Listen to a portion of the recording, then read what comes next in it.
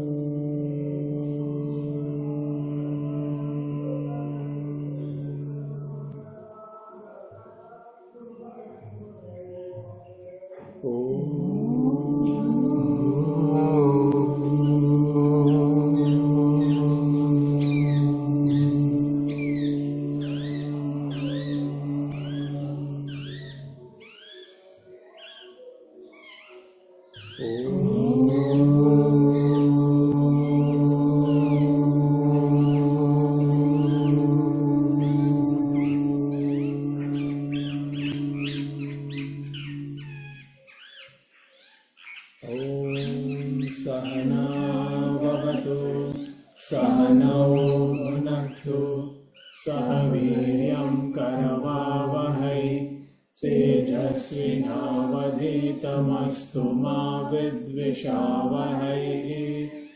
ॐ शान्ति शान्ति शान्तिः। हरि ॐ श्री गुरुभ्यो नमः। हरि ॐ श्री गणेशाय नमः। ॐ श्री सरस्वत्यै नमः। ॐ श्री गुरुभ्यो नमः।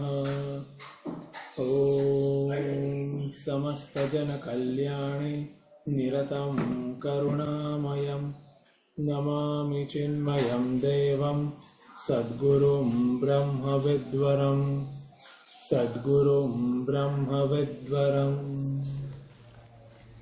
Okay, now I'll chant Shanti mantra of this Upanishad, Kaivalya Upanishad. Om Bhadram Karne Vishrunuyama Devaha Bhadram Pashye Makshabhirya Jatraha Sthirairangai Estushtuvagansastanubhihi Vyashema Devahitayadayuhu Swasti na Indro Vruddhashravaha Swasti nः पूषा विश्ववेदाः स्वस्ति नस्तार्क्ष्यो अरिष्टनेमिः स्वस्ति नो बृहस्पतिर्दधातु। ॐ शान्ति शान्ति शान्तिः.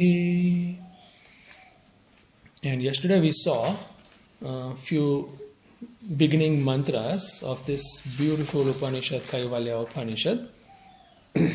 I'll just chant few of them. Om na karmana na prajaya dhane na tyage naike amrutatvamanashuh parena nakam nihitam guhayam vibhrajate yat yatayo vishanti Vedanta Vijnana Sunischitartha Sannyasa Yoga Yataya Shuddha Sattva Te Brahma Lokeshu Para Antakale Paramrutat Parimuchanti Sarve.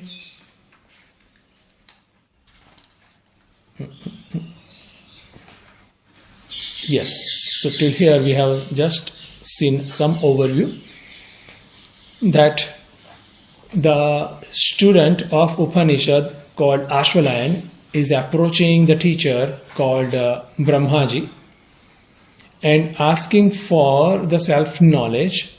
A student is very much clear that self-knowledge or the Brahma Vidya is the highest and greatest. And greatest in terms of what result it bears. And the result is a bliss, absolute bliss, dukkha rahita sukha, that Brahma Vidya offers. And rather, elsewhere in Vedas it's told that only Brahma Vidya can offer this particular type of a phala or result, which is other way around we call is liberation, the mukti. Okay. And that Brahman need to be searched in one's own heart, one's own cave of mind, that also is clear in student. Okay. And to answer that, to give this Brahma Vidya, the teacher is now teaching in terms of giving some comprehensive idea about how Brahman can be gained and how not. Okay. Or other way around, what are the qualifications of the seeker of successful pursuit of this Brahma Vidya. Okay. And that qualification we have seen already is there are many, but one is highlighted over here, is called Vairagya. It's a Vairagya. And I was just thinking also that yesterday, I meant one word which is detachment. Detachment is a seed and it bears the fruit or the tree of dispassion. It goes this way. Okay. Yes. So detachment is very much necessary. It bears the fruit of dispassion or Vairagya. Okay, that way it goes.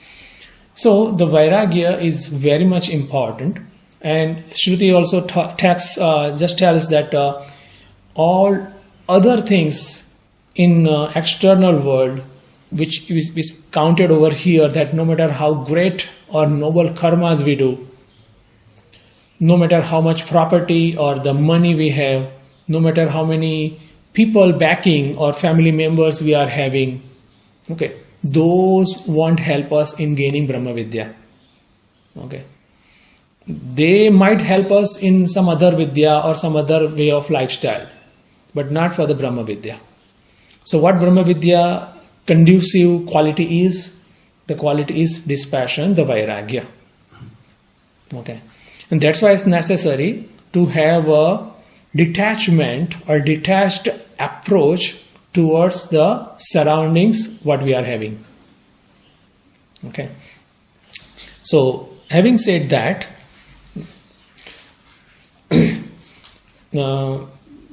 teacher of Upanishad talks about the few important steps, that what are the steps to gain Brahma Vidya.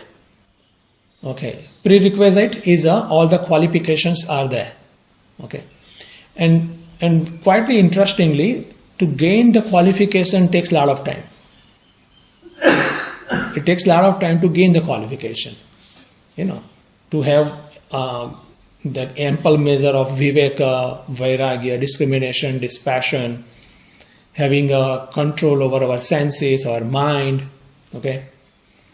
Then having the titiksha, forbearance, all this, having a deep down shraddha, the faith in a teacher and the scriptures, right? And single pointedness of our intellect, that yes, this is my pursuit, or this only is my pursuit, this is my highest priority, or higher one is this is my only priority.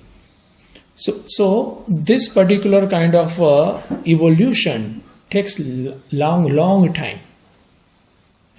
That's why Swami Chinmaya says very nicely that spirituality is not a revolution, it's evolution. It takes time. Okay.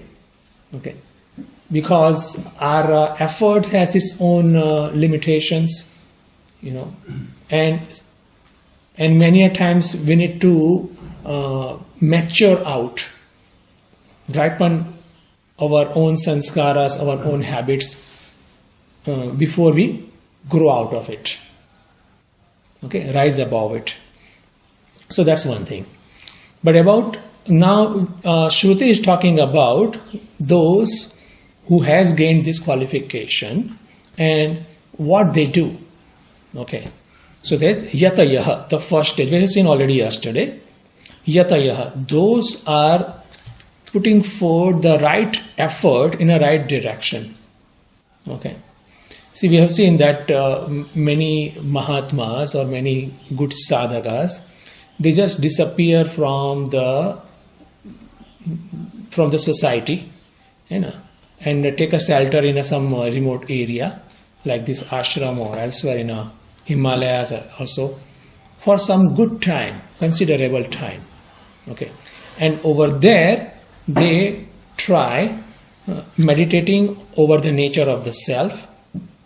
Okay, they try understanding the self, Brahman, nature of Brahman, with help of Vedanta.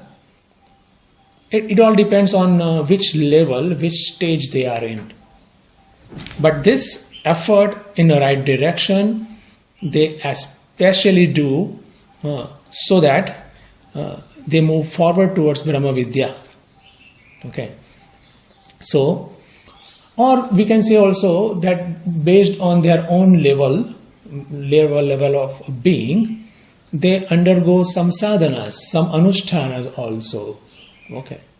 Anything but single pointed way, anything, any sadhana, but they just delve deep into it. Okay. Yata yaha. Okay. Bahushakha anantasya buddhaya avyavasayinam.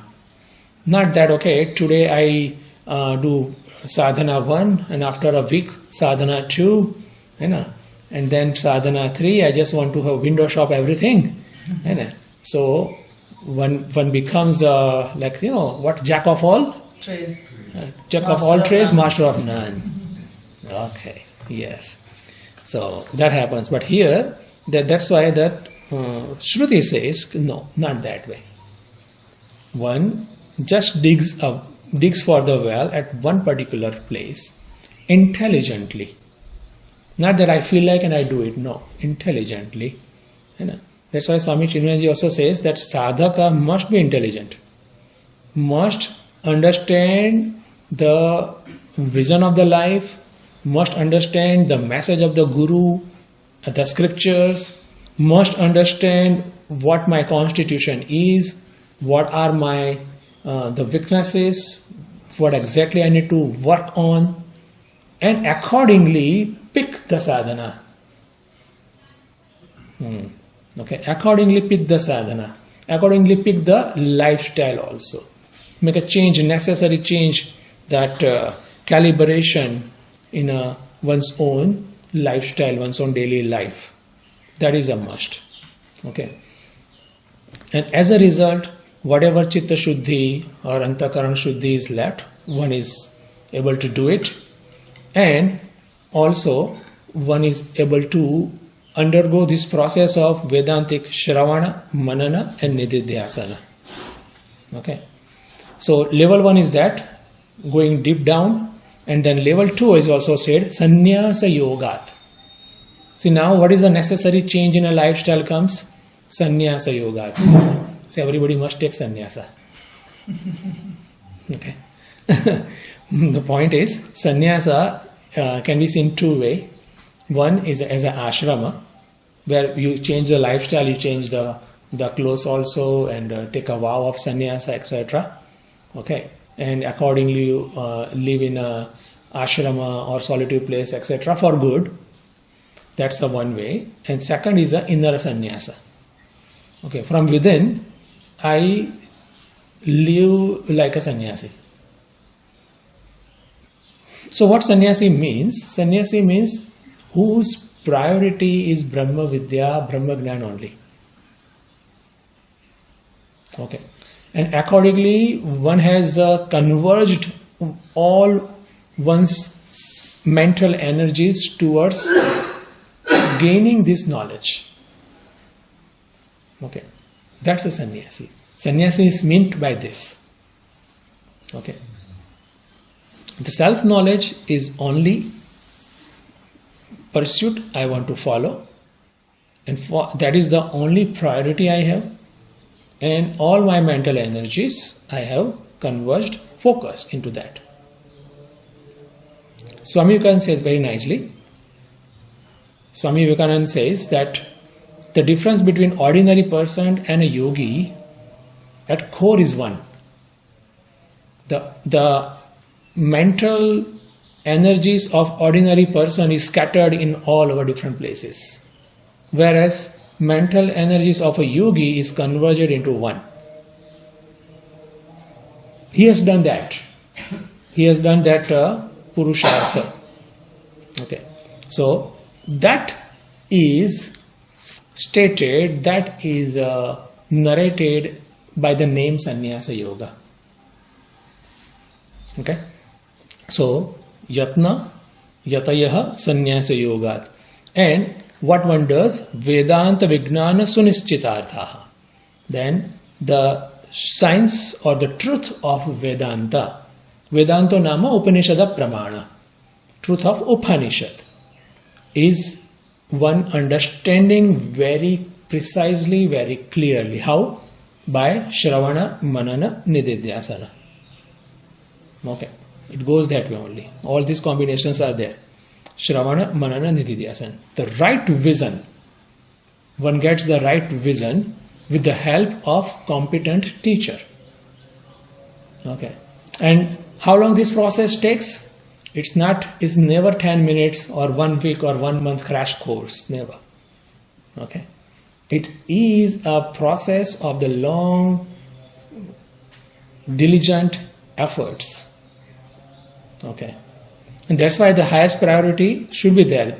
Then and then we can continue consistently. Then and then we can continue consistently. And that's why many, you just see, if you explore around, the serious courses of Vedanta are in a nature of residential type. Okay. So they lock you up. Okay. You don't want to go out, you should not go out, etc. So that you can focus it. And the duration is also not week long or a couple of weeks or 1 month, no. 1 year, 2 years, 3 years, go like that. Okay. Earlier era, it was like a 12 years and all. Okay. Now everything is fast, so 2 years, 3 years like that. But still it's that long time. So that is called Sannyasa Yoga. Means those are all sannyasis, we can say. Because for the time being, they have cut off, from their own general lifestyle or usual lifestyle, and now they have just admitted themselves as a brahmachari, as a student of Vedanta. And as a result, what happens? Vedanta Vijnana Sunischitartha. When such pursuit is done, the intellect shines with the knowledge of Vedanta. Okay? That is the ideal case. No. What about others? Those who cannot just enroll for such kind of a course, then it will be a little more tough because our mind will be scattered around, because naturally what responsibilities or events, objects we look at or we come across, our mind also will go there. So then we have to withdraw it also afterwards and all. So that part that we have to work. And for that some more or extra sadhana is also must. And that's why ideally the daily sadhana, which involves the japa, which involves meditation also, which involves puja and some seva also, should be continued while undergoing this Vedanta study. That is the ideal. At home also. Okay. But all this also takes a lot of commitment and prioritized time. Okay. Then this Brahma Vidya shines in our intellect. Okay. So, Vedanta Vijnana Sunischitarthaha. Arthaha Sunischitarthaha means what Vedanta Upanishads wants to say, convey is clear. It's clear in me. So that is one of the highest type of Purushartha. That is one of the highest type of Purushartha. It's very much clear that what Upanishad is talking is about me only. I am infinite consciousness principle. I am peace incarnated. My nature is peace. My nature is Brahman. My nature is truth. Okay. So that conviction comes, okay, by all this diligent, dedicated effort for the long time. How long? It all depends on individual. Okay, that which particular level of being one is residing, based on that, it will take some time. And how intense the process is, how intense the process one undergoes. Two things. Okay, so here the Upanishad is talking about the overview that how the after Chitta Shuddhi, after purification of the mind, the seeker's journey will be. Okay, and as a result of this knowledge, Brahma Vidya, te paramruta paranta kale. Now, such great person, great Mahatmas, the Brahmanishtaha, those are called Jivana Muktas. They are free while living. They are free while living. Okay. Because they know who am I. It's quite clear. The way right now it's very clear to among us that okay, I am a human.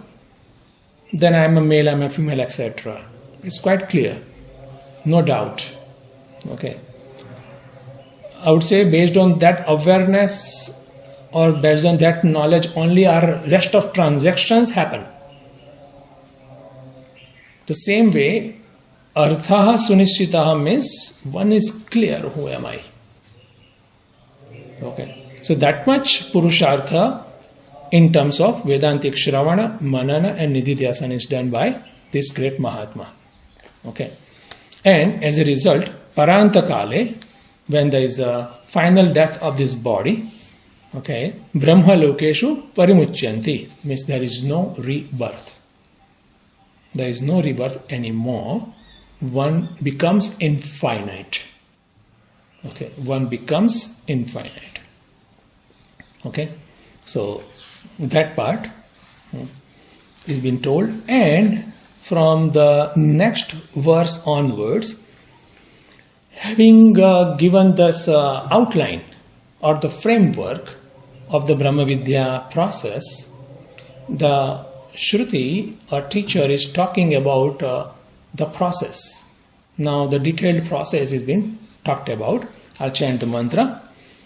Vivikta deshe cha sukhan sanasthaha shuchis samagri vashiras sharirah atyashramastha sakalendriyani nirudya bhaktya swagarum pranamya ratpundarikam virajam vishuddham vichintya madhye vishadam vishokam. So now, from this verse onwards, Shruti is talking about sadhana. In earlier verse we saw the outline. Now the sadhana or the process is being talked about. And the process is given in form of meditation. Meditation. Okay. Dhyana sadhana. Okay. So this meditation or dhyana sadhana, just Shruti talks of two type, or we can see it as a two type of dhyana sadhana mainly. There are so many ways of meditation being taught by different Mahatmas or even scriptures, but here two categories we can keep in. Category 1, before qualifying for Vedanta, meditation. Meditation before qualifying for Vedanta. And the second type is after learning Vedanta, meditation. Meditation after learning Vedanta. Okay, two types. Before Shravana Manana and after Shravana Manana. Okay, meditation before Shravana Manana, meditation after Shravana Manana. These are the two types. Okay, what it means? It means that before Shravana Manana, the meditation is done to purify the mind, calm the mind, make the mind peaceful, okay, restful, okay, so that one can know what's going on within, one can identify the flaws within one's own mind, okay, to have more power of introspection, okay. That is a meditation purpose. And that is the first one. And after meditation, after Shravana and Manana, that type of a meditation is to abide into one's own true nature. The objective is different altogether. Now objective is, I want to abide into my own true nature. Okay. I don't need to keep my mind peaceful and restful and all, it's done already. My mind don't just rush here and there. There is no nervousness, there is no depression, there is no fear. It's quite balanced and all. That is called purity of mind. Okay, mind is strong enough, pure enough. And after that, one has learned this Vedanta, Upanishad, Brahma Vidya, Shravana Manana is done, then there is a meditation. Which is called internalizing the teaching. Okay, so the two types of meditation. And what meditation does? Meditation does this gradually complete internalizing of the teaching, so that all my different aspects of my personality is percolated by this knowledge. All my words, my thoughts, my deep down different bhavas, emotions, my thinking process, entire whatever aspect of my personality is percolated by this knowledge of Vedanta, Brahma Vidya.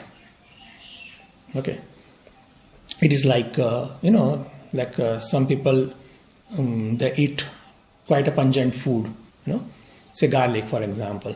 Okay, and they just love garlic, and they just justify also garlic is good for health, heart especially. But in that process, they eat so much that each and every cell is giving a fragrance of the garlic. Okay, and it also says that the garlic just keeps away the germs. Okay. But here, what happens? The garlic keeps away the people also do. It's too much of, So all the physical cells are like a one with the garlic, as though. There is another reason not to eating garlic, isn't there? Makes your mind dull. Yeah, that's true. Yeah, tamas. That's true. But here, those who eat and justify also. Okay, it keeps the germs away. It gives my heart better and all, but it's all this. The point is the percolating. Is like a one with entire body. So same way the teaching of Upanishad, what I have known, what I have understood, I want to just make one with my entire personality till deep down. That's the purpose of second type of meditation. After Shravana Manana.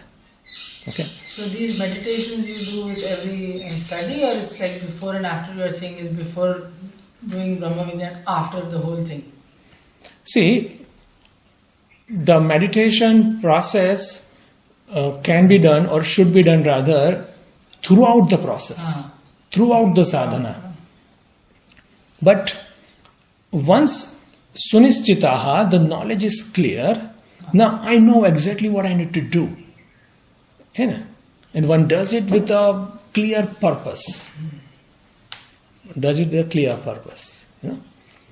So, what I mean to say that in each stage, one type of sadhana is a primary and another is a secondary. Now clear, right? When doing karma yoga, the seva or righteous lifestyle redesigning is a primary. Okay. The meditation is a secondary. Meditation will be there, Yeah. but secondary. You don't do meditation every day, whole day, sorry. You do only half an hour, 1 hour, that's all. Okay. While learning Vedanta also, meditation is necessary. But your primary objective will be learning Vedanta, studying, making notes and reading and trying to understand and all. The whole day mostly goes in that pursuit. There will be meditation, but of maybe 45 minutes, 1 hour, 2 hours, whatever. But after what is learnt, after is understood well, then I need to give more time in meditation. Then others will be less. So it becomes primary, secondary way. Okay. So this mantra 5, 6 and 7 just talks about range of different sadhanas, the spiritual practices. Okay. Okay. Because why different range? Because scriptures are giving this teaching to all humans. All sadhakas rather. The sadhakas are having a different level of cleansing also, different level of vasana structure or level of being, we say in a general. So based on that, they are pro in certain kind of sadhana, and from there on they need to pick the next level of sadhana. Okay, and that's why there are range of sadhanas are being given now. We'll see that. Okay, and that is one thing. The second is the type of meditation is been also talked about. So mainly 3 type of meditations are being stated here. 3 type of meditation. First is a meditation on Lord with form, one particular form, Ekarupa Ishvara Dhyana, like Krishna Bhagavan, like Mataji, like Shivji, like that. Okay. The second type is a meditation on the Lord having so many forms, Aneka Rupa Ishvara Dhyana. Okay. Like Shivling. The Shivling is not of one particular form, actually it represents the universe. Shaligram, that also the same. Okay.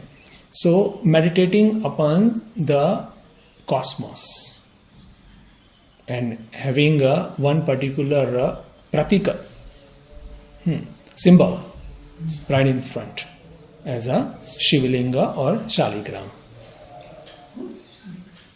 Shaligram, that Vishnu's, yes, symbol of Vishnu Bhagavan. Okay, you must have seen it. So that particular, okay, that is a second type of meditation. And third type of meditation is a meditating upon the Lord without form, no form whatsoever. Arupa Ishvara Dhyana. So Ekarupa Ishvara Dhyana, Vishwarupa Ishvara Dhyana, Arupa Ishvara Dhyana. These 3 type of meditation is been stated here in verse 5, 6 and 7. I'm just giving you overview, then we can go easily. That's the first thing. And second, just to know more, this type 1 and type 2 meditation, Ekarupa and Anekarupa Ishvara Dhyana. Other way around is called Upasana. Upasana. Where one particular Ishta, one particular type of Lord is kept for my meditation, kept for my sadhana. Okay. And third type of meditation is not called upasana. It is not called upasana. It is called internalizing the knowledge. Gnana Yoga Sadhana. Or it is called Nididhyasana. That itself is called Nididhyasana also. Right? So, these all three kind of sadhanas are being stated now. Okay, and that we'll see. So, first is talking about some external factors that meditator or sadhaka need to take care of. Okay, and I just told earlier, just now, that it's a serious pursuit to be done by the seeker. So, what are the factors one need to check? So, Vivikta deshe sukha asinam, well, etc. Vivikta desha mane means solitude. One goes into solitude. Because solitude is a need now. One must have the distraction-free environment so that one can pursue the meditation process. Any of three type of meditation, but the solitude is necessary. Okay, and that's why the importance of ashrama even at away from the society, at the river bank and in the Himalayas is very much there. Okay, because as and when we are ready, we feel like visiting those ashramas, staying there and do sadhana. Okay, so very first is the appropriate place for our own sadhana we need to choose. Second, I just state few external cares we need to do. Time. The time, desha and kala. The time for the sadhana is also very much important. We know Brahma Muhurta is a very much best suited for the meditation. Okay. And for meditation or meditation during Brahma Muhurta, before sunrise, in order to do it successfully, entire day must be calibrated. Yes, it's not only a few hours in a morning we do it, but entire day, okay, should be redesigned. Then and then we can best use of this Brahma Muhurta. I go in Himalayas also, no? So in Uttarkashi also I was for some days. So one of my friends sadhu, he just told that he just showed me the few sadhus around who just live there, having their own kutia or in ashram they are living. He says that Swamiji, see, these sadhus are right now like they are sitting there, or somebody is going for the piksha, somebody is going to market also for some things to buy, somebody is going to the temple, etc. What you see right now is after the sadhana is done. They wake up, many of them, they wake up at 2 a.m. Before Brahma Muhurta, Rishi Muhurta is there. They wake up at 2 a.m. and then they do sadhana till the sunrise. Even after post sunrise, they release from the sadhana and they do all this, their morning duty, little whatever transactional things are there. And many of sadhus, I just saw, they don't even look at others. They are so much serious in their pursuit. They are into themselves only. I have seen them. I have observed them. I'm talking about some of the best ones I have came across. Some I saw, they take Mauna Vrata. Mauna Vrata. Not talking. Mauna Vrata. No. Some, they don't go out of their ashram also. For bhiksha purpose also, no, nothing. I'll do in my ashram only. And they just cook by themselves. I'm just giving some ideas about how the serious pursuit of one of the best among the humankinds are undergoing. Very tempting. And I met them all. Whatever I'm just telling, I met them. I saw them. So where was they? Himalayas. Himalaya. Himalayas.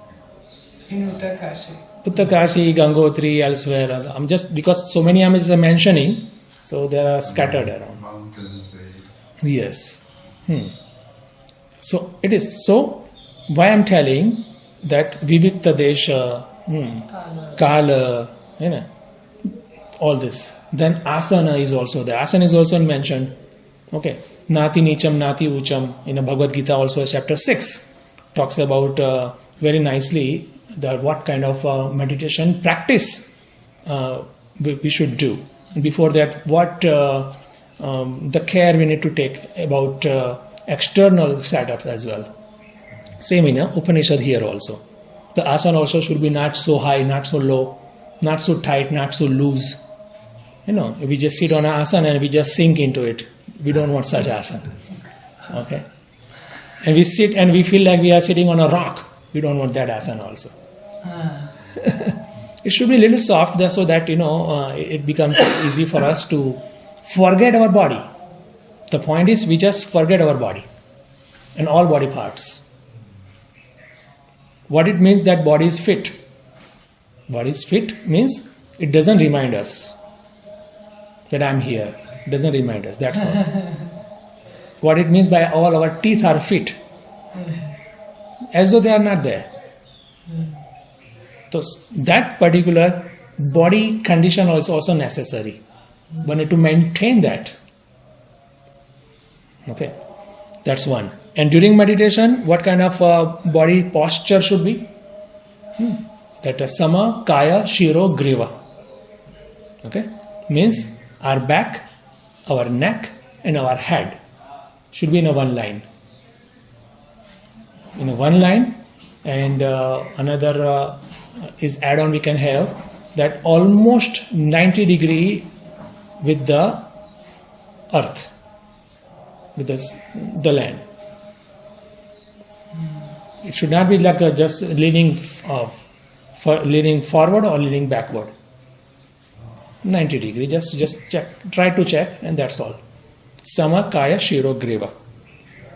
It is necessary. Okay. Now we'll see the mantra only. Vivikta Deshe, that I just saw that proper clean place is there. There is a divinity also, radiating from that place, because there are many clean places, but there is no divine energy in there. So we need a combination. That's why one sadhu Rishikesh told me, Swamiji, there is a difference between clean and pure. There is a difference between clean and pure. Place is clean and place is pure. Okay. So cleanliness plus divinity, like this ashram where we are. So tidy place and sukha asanastha. The posture is comfortable. The leg posture, hand posture is comfortable. Okay. So whatever asana, whatever leg posture and hand posture is comfortable, we can meditate for longer hours. We should be keeping it. The important is Samakaya Shiro Griva. That is important. Okay. And then having done that, that is external body level care is done. Then what about senses level? Sakala Indriyani Nirudhya is called Pratyahara as per Patanjali Yoga Sutra. All my senses I withdraw by my own will. By my own will, I withdraw all my senses. Okay? Because when the senses go out, which it goes naturally, there is a disturbance in the mind. During normal times, regular wandering of senses don't bother us much. But during the time of meditation, little bit of wandering also may spoil the game. Again there is some disturbance. So clearly, just withdrawing the senses. Then the prana, means our breathing process also should be samyak. Prana prano samo krutva nasabhyantara charino, Bhagavad Gita. Okay, so our prana, our breathing also should be quite samyak, proper. And another most important mental condition is a atyashramasya. Atyashrama means greatest ashrama. Greatest ashram means what? Sannyasa ashrama. Okay. So one becomes rooted in a sannyasa ashrama. Okay. Permanently or temporarily? Not for scary. But while meditating, one is very much clear that I am related to none except my Guru, my God. Like a stay order, So during this sadhana time, I am not a relative of anybody. That clarity. Okay. And my only pursuit is to know Bhagavan, to know Lord. Okay. That kind of clarity, that kind of the usage of will is necessary. So that also one need to be held. So mental sannyasa. I know that some other Swamijis also, but Swami Chinmaya used to do that. Gurudev Swami Chinmaya, when he had a camp in Siddhabari, mostly Siddhabari in Himalayas, camp was maybe say from week to a month, different camps. During camp, he used to give ochre robes, like a long gown kind of, ochre, some clothes, and told to all the campers that you are temporary sannyasis. Temporary. Just cut down all your roles, all your other worldly duties, all your ambitions. Just cut down for a while, for a week or month, whatever long the camp is. So that mind don't, or less and less, just runs away from our pursuit. So here is a atyashramasya. Okay? Uniform. Temporary uniform. Like that. And having done that, what I need to do? Bhaktya swagurum pranamya. Okay. With devotion, I bow down to my Guru. So Guru is there? No. Mentally I bow down. Maybe I have the image of Guru with me. I bow down to that image. I try to connect with the Guru.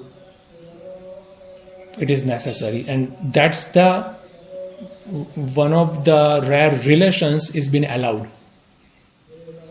This relation is allowed in a sannyas also. Sorry? Guru and Guru Sheshya and Bhakta Bhagavana. My relation with the Guru, my relation with the Bhagavan. So I am relative to these two only. Either temporary or permanent. Okay. So Bhaktya Swagurum Pranamya. Okay. Because all other relations will take my mind towards that person, towards that post, whatnot. And it will give some level of agitation also. Sometimes more, sometimes less. It depends. But connection with my Guru inspires me for meditation, inspire me for more concentrated effort, because this is Purushartha, subtle Purushartha, more concentrated effort. Okay. So that, and then what one need to do? This is like all step 1 is clear, step 2 is clear, that way. So same way, Bhaktya Swagurum Pranamya, having bowed down to my Guru, remembered my Guru and getting inspiration from my Guru, what I do? That now this is the actual sadhana comes here. Hrit Pundarikam, Hrit means heart, my own heart. Pundarikam, there is a lotus. In my own heart, lotus. We don't need to just imagine the lotus over there. But it is said that this heart, lotus, is a purity. Symbol of purity. Okay. In my heart, I need to focus, concentrate, meditate upon Virajam, Vishuddham, Vishadam, Vishokam. I need to meditate upon the Lord whom I am meditating, Ekarupa or Anekarupa or Arupa. Okay. That Bhagavana is Virajam without any kind of a Rajas. Vishuddham without any kind of a Tamas. Vishadam, it is a Sattva, knowledge, light, Pradhana, and Vishokam. Okay. No Shoka. Okay. Such is my Bhagavan, so such should be my state also. Because I am connected with them, I am meditating upon them. Okay. Such is my Bhagavan. So, with cheerful mind. We say that meditators also say, the masters say, okay, while meditating, have a half smile. You should have a half smile during meditation. You just invoke that peace and cheerfulness in you. That exactly is told here also. Okay, so that should be done. These are the guidelines. Okay, and Madhye Vichintya. Madhye means in mind. Okay, locus is physical body only, grossly, but now we are focusing on the mind, at core of my mind. Okay, what I do, I concentrate, I meditate on my Ishta. If it is a level 3, so naturally I contemplation meditation about the nature of self. Nature of self. Okay. In Upanishad elsewhere, the words are given Buddhi Guha, Mana Guha, like that. Means that in the depth of my own mind or in the depth of my own intellect. Either we can take. It's fine. But one need to focus, meditate the nature of my Ishta. If it is a Ekarupa, okay, it is a Anekarupa, accordingly. If it is a Arupa, without any attributes, so I focus on, I meditate upon, I contemplate deeply about my Ishta's nature, Brahma nature. So that one need to do. Okay. So that is been told here. So that is one mantra, and then next mantra also talks about. Oh yeah, there's also Vishadam Vishokam. We have seen. No shoka, cheerfulness. No shoka. Okay. No sadness. No nothing. That externally we try to just cast away all these things because one or another something are creeping inside, hiding inside our mind. Okay, due to whatever reasons. whatever experience we have, and sometimes those deep down emotions just come up. So here it's clarity. Okay, I want to maintain cheerfulness. I want to maintain one kind of a deep, secure environment. Because I am with my Bhagavan. There is nothing to fear, nothing to, have any kind of a doubt also. Like that.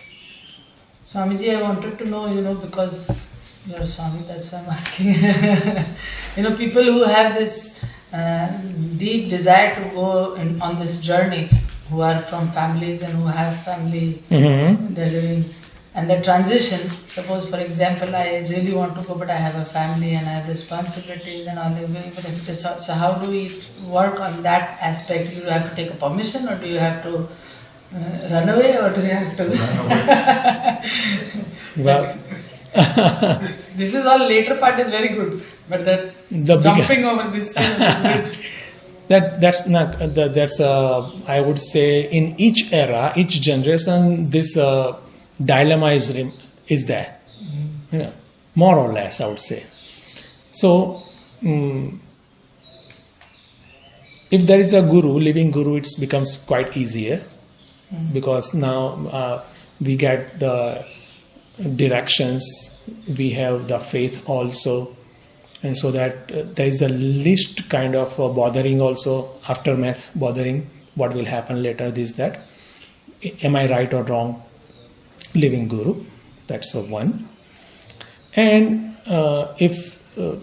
because that's also the case that I remember Paramahansa Yogananda, he says that in a Kali Yuga, many sadhakas, not normal people, sadhakas must live, must just handle without guru, without living guru. Okay. Manage. One has to manage, yes. One has to manage. So that's the fact of the current era also. That's what he says. In such cases, proper study is a must. Proper study is a must. Because those studies are not only about the Brahma Vidya, of course it is about the Brahma Vidya, but also about various stages of evolution as well. And for various stages or each stage of evolution, there are characteristics are also been mentioned very clearly. Very clearly. So once it is understood well, we need to introspect and check our state also. Okay. When we check our state, we find out, okay, where I stand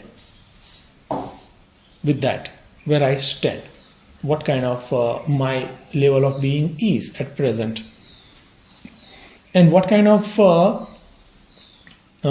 sadhana or changes I need to have. Okay.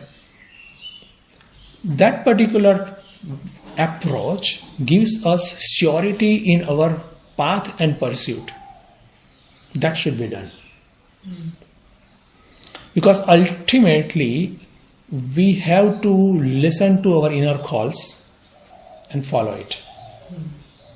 Okay. The intuition we say. Okay. But that's also a fact that on the apart from intuition, there are mental noises also there. Various kind of. Okay. Out of various desires, vasanas, various ambitions also, sometimes wandering also. So intuition gets mixed up with all. But when there is a clarity in intellect about the process also, path also, it becomes easier to find out where I exactly stand. And it should be taken slow and steady wins the race type. It must be taken that way only. Okay. So that I would say can be the one. And then I said just leaving Guru one. In absence of that, there are evolved people around us. We should take their advice. We should approach them. Okay. In all eras, there are always evolved people. And some of them, or many of them, realized also. Okay. So, we should keep in touch with them also. Some rapport. Even Upanishad also says. Elsewhere, Taittiriya Upanishad says. So, you should have rapport with the overseer, the Brahmana, Sammarshinaha, like that mantra is there. You should have rapport with the noble charactered person. Over there, this word is used. Whenever in doubt, you are not able to solve the doubt by your own discrimination, your own intelligence, you approach them. Okay. ChatGPT now.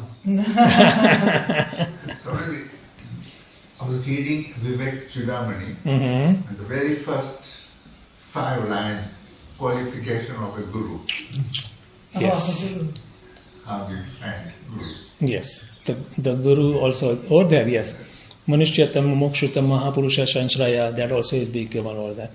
So, even, you're right, even that teacher or guide or guru's, that characteristics are also mentioned in our scriptures. Yes, all. Yes. You know? So that's why the studies just gives our firm foot in our process, in our sadhana. So, the whole schedule of this sadhana, one by one, until you get to the Jiva Mukta. Mm-hmm. So,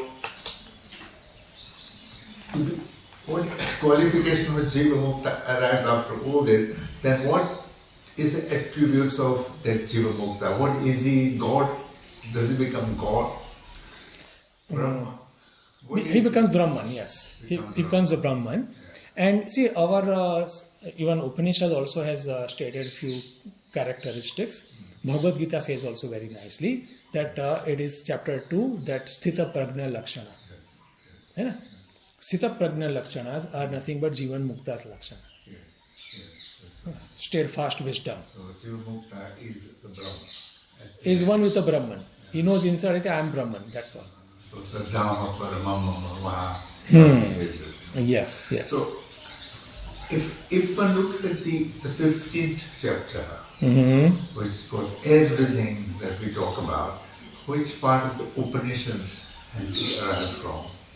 Or is it mixed from many? Mixed from many. Mixed from many. Okay. Yes. Some from Katha, some from even Brihadaranyaka, like mixed from many. And sometimes, there is no copy paste, but the essence has been given by Bhagavana. Yes. To It's in a sense of all the Vedas. As you talk with your lecture, also the other Swami, I can relate where they talk about, I see this in the 15th chapter, I see in the 2nd chapter. So from the Kena Upanishad or Katha Upanishad, that all little essences are coming into the Gita. So whoever has composed the Gita is a master author, isn't it? Definitely, Bhagavan himself has composed. Bhagavan, Upanishad is also from Bhagavan, Yes. and Gita is also from Bhagavan. So then Bhagavan also became the main actor. Main actor over there, Hero. yes. Yes, definitely, yes. Became a teacher. Like that.